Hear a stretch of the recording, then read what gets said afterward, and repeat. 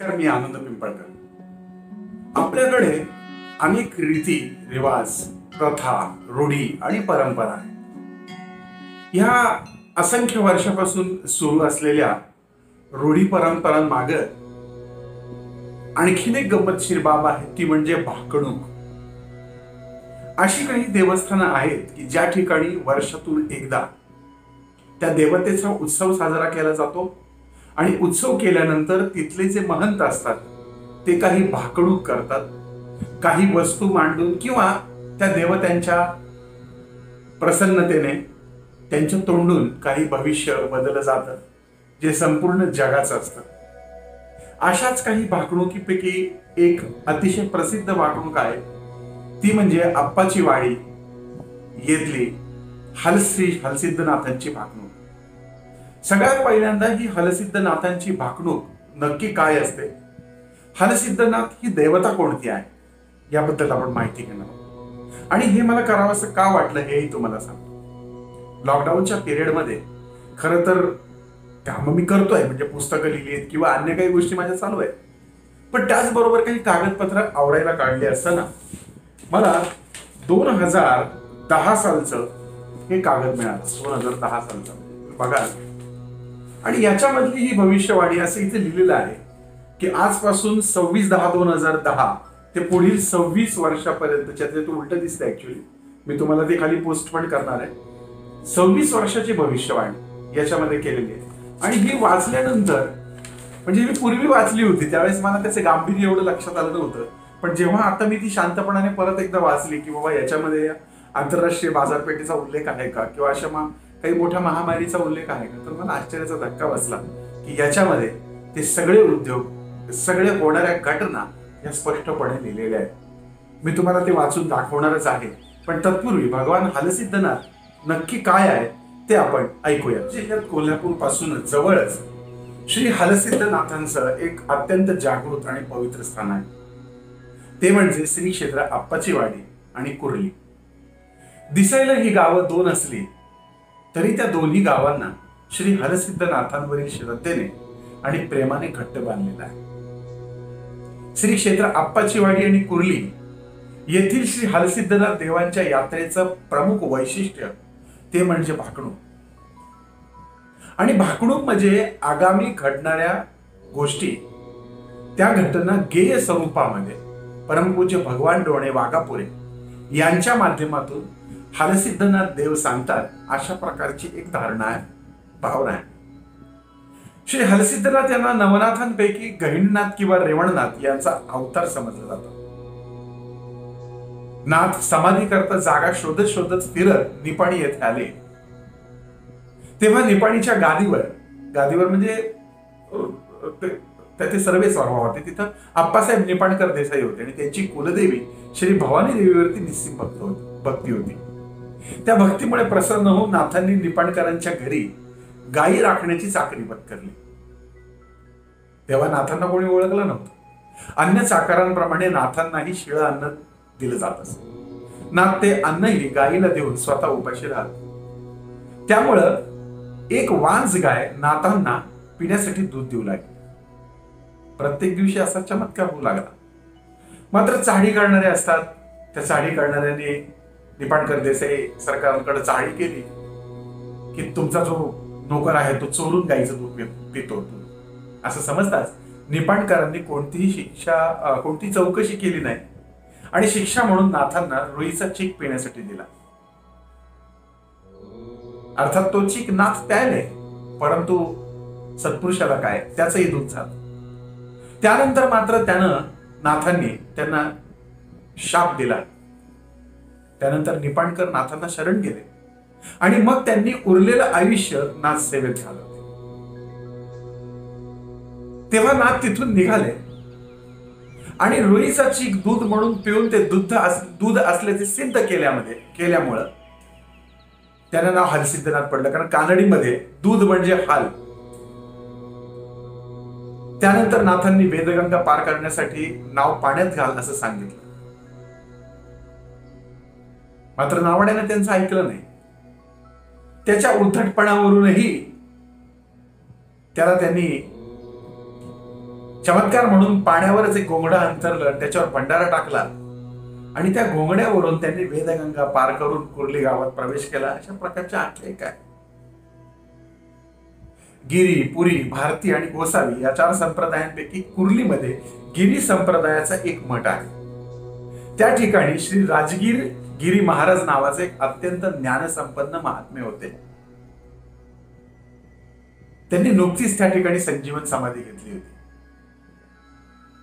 त्या समाधीचं दर्शन घेताच ती भूमी आपल्याही समाधीसाठी योग्य असल्याचं नाथांच्या लक्षात आलं. त्यांनी ध्यान लावून श्री राजगिरी महाराजांशी चर्चा करून स्वतःच्या समाधीची वेळ, स्थळ आदी ठरवला. त्यानंतर काही दिवस कुर्ली येथे नाथांनी वास्तव्य केलं. या गावामध्ये ती 5 ठिकाणं आहेत की जी नाथांच्या वास्तव्यानं पवित्र झालेली आहेत. नाथांनी गावामध्ये खूप चांगल्या गोष्टी केल्या. टवाळखोर युवकांना देखील त्यांनी जागेवर आणलं. अनेक लीला त्यांनी. त्यानंतर कुर्ली येथील ओढ्याच्या काठाला असणाऱ्या वस्तीवर नाथ आले.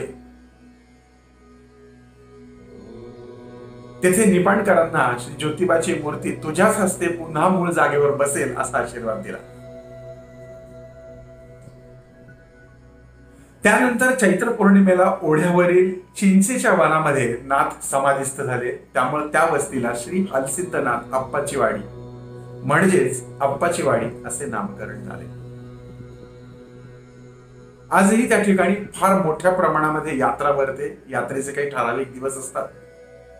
या ठिकाणी खूप मोठ्या प्रमाणावर अन्नदान होते आणि या ठिकाणची भाकणूक ही अतिशय प्रसिद्ध मानली जाते. आता आपण ऐकूया 2010 सालचं हे पत्रक जे मला सापडलेलं आहे.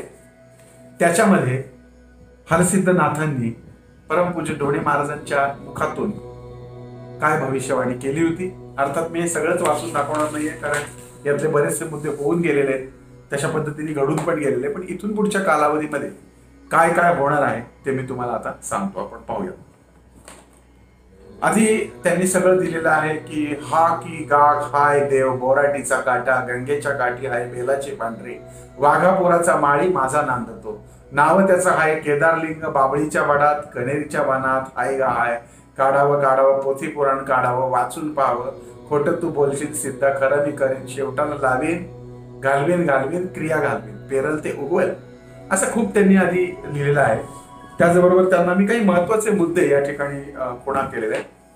तिथं त्यांनी असं लिहिलेलं आहे की गायी म्हशीचा भाव गगनाला भिडल, दुधाचा भाव वाढत राहील, लाईट अभावी जनजीवन विस्कळत होईल, दिवसा डाके दरोडे पडतील, तुम्ही जर काही नेसशिला, जरी काठी नेसशिला आणि आईबाप धडूत मिळतीला, नदीकाठची जमीन वसाड पडेल, 12 वर्षाची मुलगी आई होईल, कानाना ऐकशिला, डोळ्यानं बघशिला, नीतिमत्तेचा खेळ बिघडत चाललाय, उगवत्या सूर्याला बाळांनो संकट पडलंय. याच्यामध्ये त्यांनी स्पष्ट लिहिलंय की गाय म्हशीचा भाव, दुधाचा भाव वाढेल, दिवसा ढवळा डाके दरोडे पडतील, आई वडील फाटकं तुटकं नेसतील आणि मुलं जरी काठी घालतील, आई वडिलांकडे लक्ष देणार नाही, नीतिमत्तेचा खेळ बिघडेल, 12 वर्षाच्या मुलीला मूल होईल, ती आई होईल असं त्यांनी सांगितलं.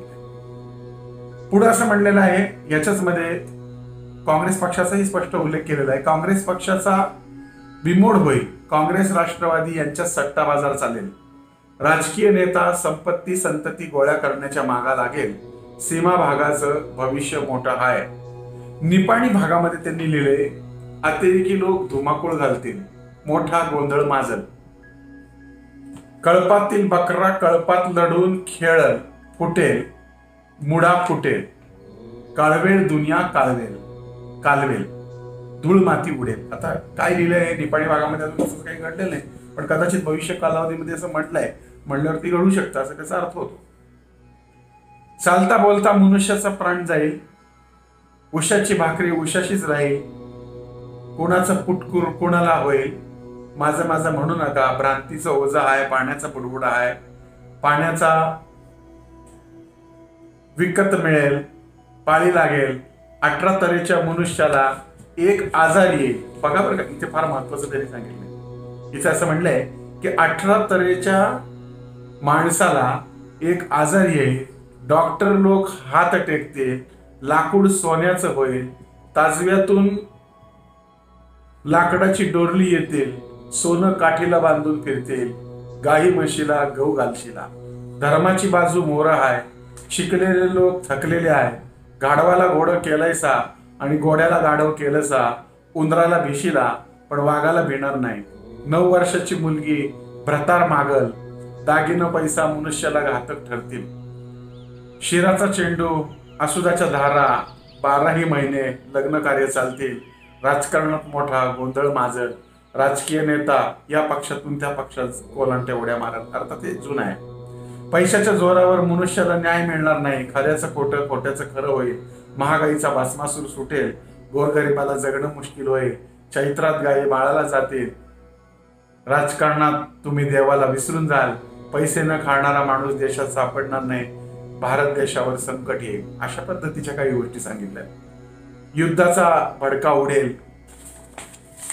त्यानंतर मूळ मुद्दा जो आहे आपला तो कोरोनाचा, तर त्याच्यामध्ये आपण पाहूयात की काय लिहिलेलं आहे स्पेशली त्यांनी.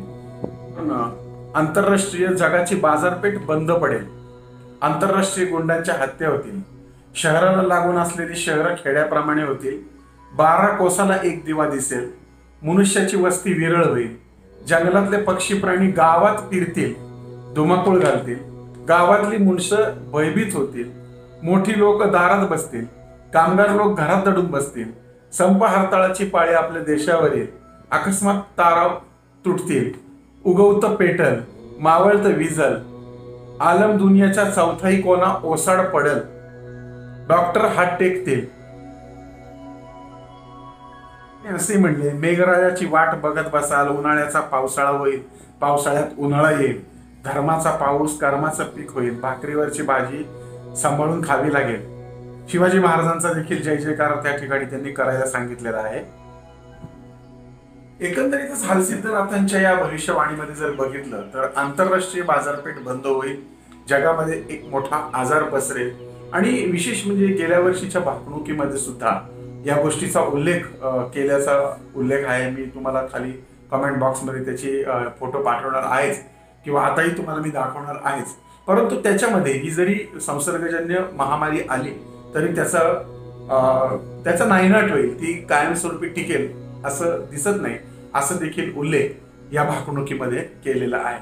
त्यामुळं 26 वर्षाच्या या भाकणुकीमध्ये खूप साऱ्या गोष्टी राजकीय, सामाजिक, शेती याविषयी केलेल्या आहेत. तर अशा पद्धतीची ही ईश्वरी भाकणूक, अर्थातच ही भाकणूक जगामध्ये काय घडणार आहे या संदर्भातील आहे. जगामधल्या होणाऱ्या गोष्टी टाळण्याचं त्याच्यामध्ये काही दिलेलं नाही. याच्यामध्ये एकच सांगितलंय, भक्ती करा, नीतिमत्तेने वागा, चांगले वागा, माणसाशी माणसासारखं राहा, तर अशा प्रकारच्या आपत्ती कमी होतील. निसर्गाशी खेळ करू नका, अशा प्रकारचा संदेश हालसिद्धनाथ यांच्या भविष्यवाणीत आपल्याला पाहायला मिळतो. आपल्याला हा कार्यक्रम कसा वाटला ते आपण आम्हाला जरूर कळवा. तोपर्यंत आनंद पिंपळकरचा आपण सर्वांना नमस्कार.